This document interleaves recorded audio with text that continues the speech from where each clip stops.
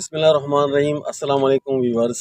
آج ہم آپ کو دکھانے جا رہے ہیں وہ مل جو ایشیا کا دوسرے نمبر پہ سب سے بڑا مل تھا، ٹیکسٹائل مل، جو کہ ذوالفقار علی بھٹو صاحب نے شاداب کوٹ میں اس کا سنگ بنیاد رکھا تھا۔ اب آپ دیکھیں اس خوبصورت اور وسیع و عریض علاقے پر جو مل تھا، اب اس کا حال یہ ہے کہ یہ صرف میدان بچا ہوا ہے اور اب اس کی پلاٹنگ ہوئی ہے، نیو گھر یہاں بن گئے ہیں کچھ۔ اب اس کی جو آخری نشانی ہے، ہم نے سوچا اس پہ ایک ویڈیو بنا لیں۔ تو یہ جو دیواریں صرف بچ گئی ہیں اس مل کی، باقی اس کا کوئی نام و نشان تک نہیں ہے۔ اب اس مل کا حال یہ ہے کہ لوگوں نے اس کی اینٹوں تک ہی نہیں چھوڑا۔ آپ دیکھیں یہ والے اینٹیں ابھی رہ گئی ہیں، یہ اس کی یعنی بنیاد کی اینٹیں ہیں۔ 1990 میں جب میں اسٹوڈنٹ تھا، 9th کلاس میں پڑھ رہا تھا غالباً، اس دور میں ہم آئے تھے یہاں پہ۔ ہم نے ایک لیٹر لکھا تھا مینیجر کو، تو ہمیں انوائٹ کیا گیا اور اس کا سیکشنز گھمائے گئے۔ اتنے یہاں ہرا بھرا، بڑے کشادہ روڈیں اندر تھیں، اسکول تھا اور بہت سارے مزدور یہاں ہزاروں کی تعداد میں کام کر رہے تھے۔ مل کی اپنی بسیں تھیں، چہل پہل تھا اور یہاں بہت عمدہ قسم کا کپڑا یہاں بنتا تھا۔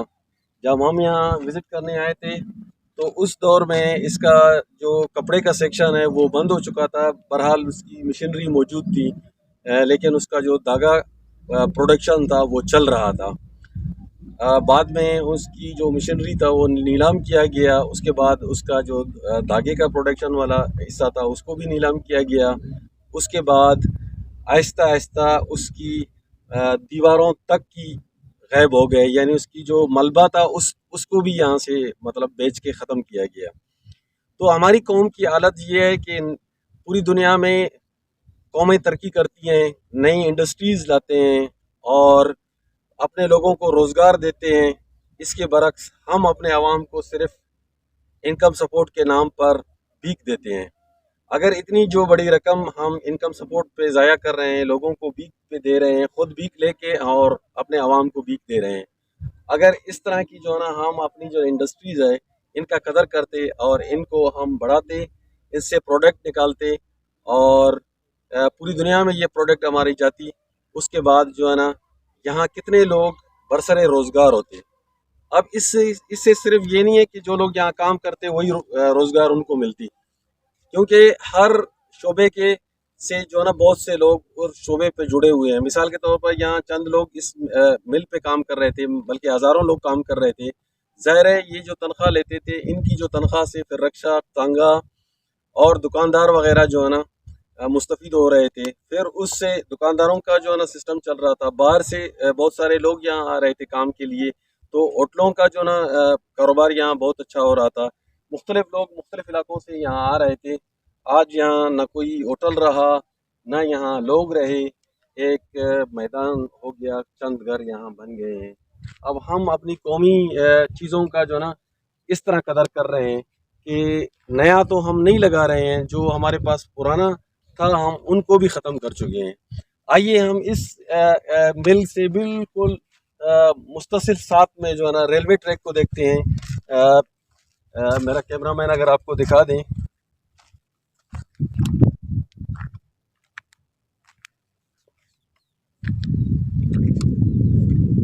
اب یہ وہ ریلوے ٹریک ہے جو ایک شارٹ کٹ ریلوے ٹریک ہے، جو کہ شاداب کوٹ، لاڑکانہ اور جیکاباد کی طرف، یعنی سندھ اور بلوچستان کو آپس میں جوڑنے والا ٹریک ہے۔ اور شارٹ کٹ راستہ ہے جیکاباد بلوچستان سے، جو کوئٹہ سے ٹرینیں یہاں بولان میل کسی زمانے میں چلتی تھی یہاں سے شارٹ کٹ، یعنی کوئٹہ ٹو کراچی کے لیے بالکل ایک شارٹ کٹ راستہ تھا۔ یہ انگریزوں کا دور کا بنا ٹریک ہے، جو کہ یہاں پہ جب ہم چھوٹے تھے ہمیں یاد ہے کہ تقریباً 8 گاڑیاں پیسنجر یہاں روز موو کرتی تھی، اور اس کے علاوہ جو مال گاڑیاں تھیں وہ بھی یہاں سے چاول، گندم، سبزیاں وغیرہ لے کر یا مویشی وغیرہ اس علاقے سے لے کر کراچی یا کوئٹہ کی طرف موو ہوتے تھے۔ تو اب یہ ٹریک کی حالت یہ ہے کہ یہ ٹریک کا بس یہ چند ٹکڑا بچا ہوا ہے، باقی بازار سائڈ سے یہ ٹریک بالکل ختم ہے، لوگوں نے اپنے گھر بنا لیے ہیں اس کے اوپر۔